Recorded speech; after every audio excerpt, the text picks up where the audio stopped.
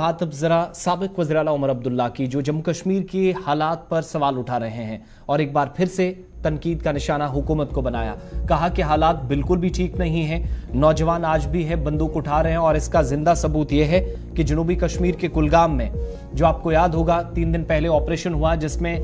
5 मकामी मिलिटेंट मारे गए, 5 के 5 जो मकामी थे और तमाम ने 2020-21 में मिलिटेंट 2 के ग्रुप जो हैं वो ज्वाइन किए थे। इसीलिए वो कह रहे हैं कि हुकूमत जम्मू कश्मीर के अवाम ही नहीं पूरे मुल्क के साथ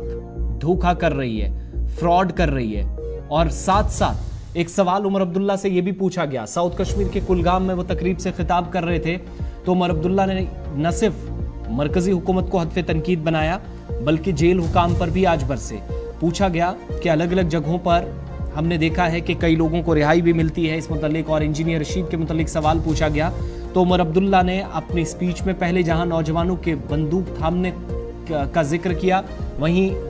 इस तकरीब के हाशिए पर सहाफ़ियों से गुफ्तगू करते हुए सवाल के जवाब में उन्होंने कहा कि कई बेगुनाह लोग हैं जो जेलों में अभी भी सड़ रहे हैं, जेलों में बरसों से बंद हैं। लेकिन शोपियां का हवाला देते हुए उन्होंने कहा कि फर्जी एनकाउंटर में मुलव्विस वो शख्स जो एतराफ़ जुर्म कर चुका है,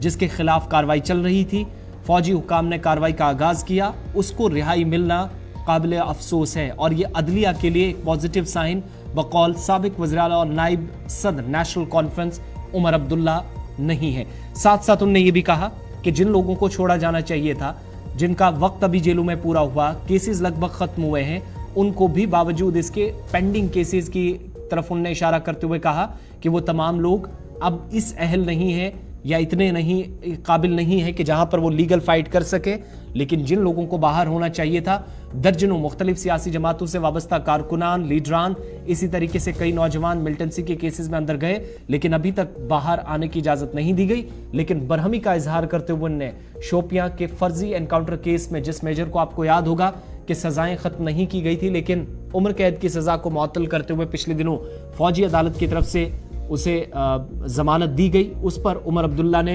हुकूमत की हिकमत अमली और सिस्टम पर सवाल उठाते हुए कहा